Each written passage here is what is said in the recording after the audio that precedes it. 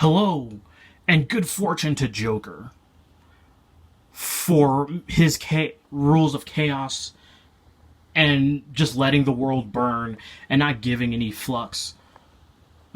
Inspires, well, many of us, quite frankly, especially if you're a troll like me. Good fortune to my plastic plants, which add tasteful color to my workspace. Good fortune to Blake Northcott, who writes awesome books and has a great graphic novel that's in the on Indiegogo right now. Check her out, along with tasteful bookmark. And good fortune to Vinnie Tartamella. May his artwork continue to be freaking awesome. Hello, everyone, and this is a quick review of the art of Vinnie Tartamella. It's just an art book, so there's not really any story to go over, but there are some things I still wanted to make sure I mention when it comes to this art book. And so we'll start with the cover.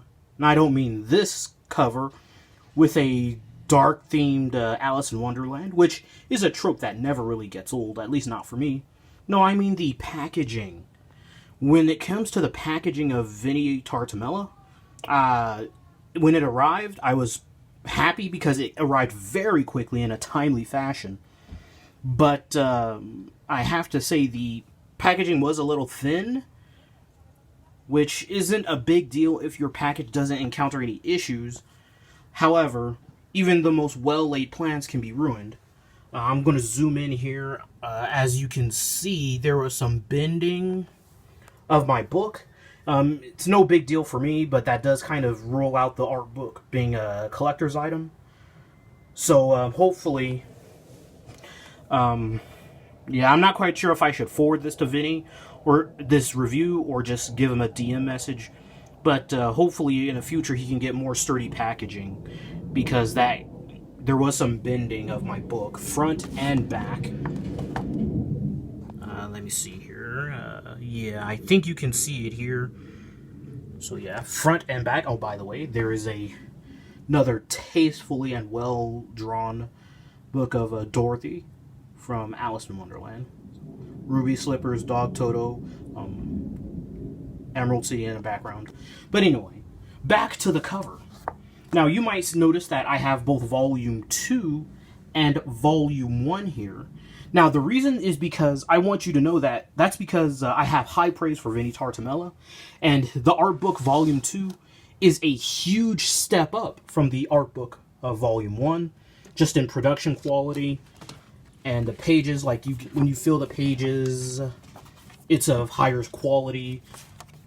And that's not to slag on the Volume 1, everybody's got to start somewhere, but, this is a rare improvement of a sequel over an original. And this is like how Mortal Kombat 2 was so much better than Mortal Kombat 1, or how the second Godfather was better than the first, or how the second Twisted Metal the video game on PlayStation 1 was much better than the first Twisted Metal on the PlayStation 1. Anyway, let's get to just look at it, by the way. Just look at it. This is a shiny, glossy stock. It's magnificent. And this is just kind of regular magazine stock. But and it takes up the entire cover. Whereas this, it kind of has that outline. So anyway, the book, like I mentioned from the first, I have high praise. Good fortune to Vinny. Let's move this off to the side a little bit. And like I said, the only reason why I have these two together is just for comparison's sake, so that this is a person Vinnie Tartamella is someone who is improving on production. I don't know if it's because he's operating more efficiently or he just got stretch goals, but anyway. So we open up, and we've got Gollum and the It monster.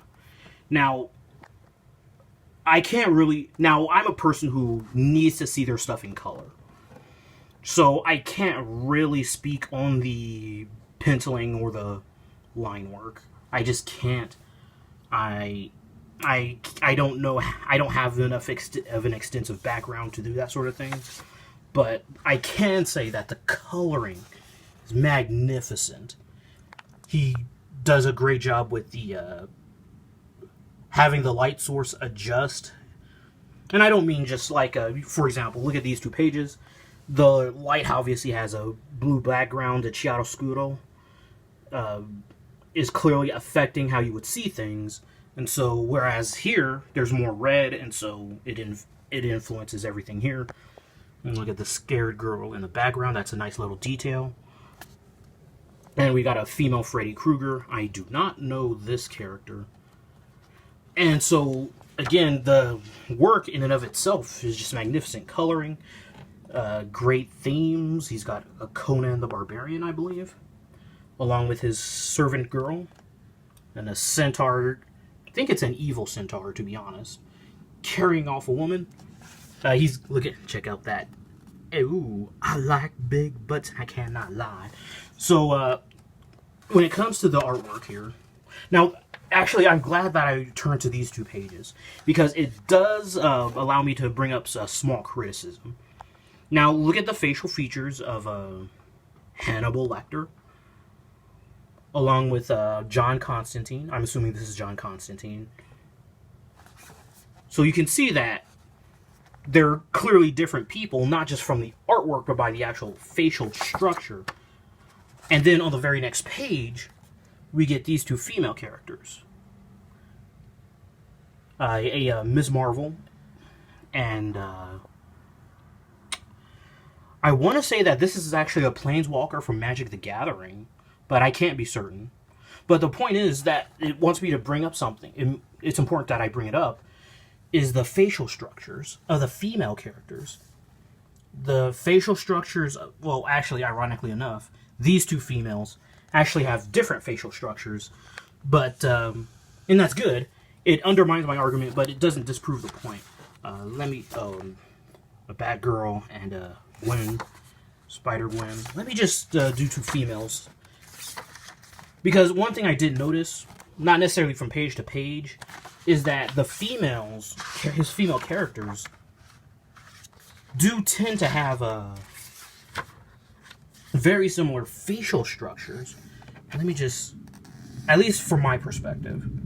So let's look at her face, and then her face. It's a bit similar. Now you might say, oh, well, there are slight differences here and there, and that's true. But there's one thing I do want to emphasize, going all the way to the very last thing. Look at the facial features of these guys. All of them have very different facial features, very different facial structures. So I think this might be actually a coloring of a photograph, which might have helped, but again, I just wanted to bring that up, and I wanted to hurry up and get to that point. But otherwise, the coloring is magnificent. Look at this. Oh my gosh. Actually, both of these.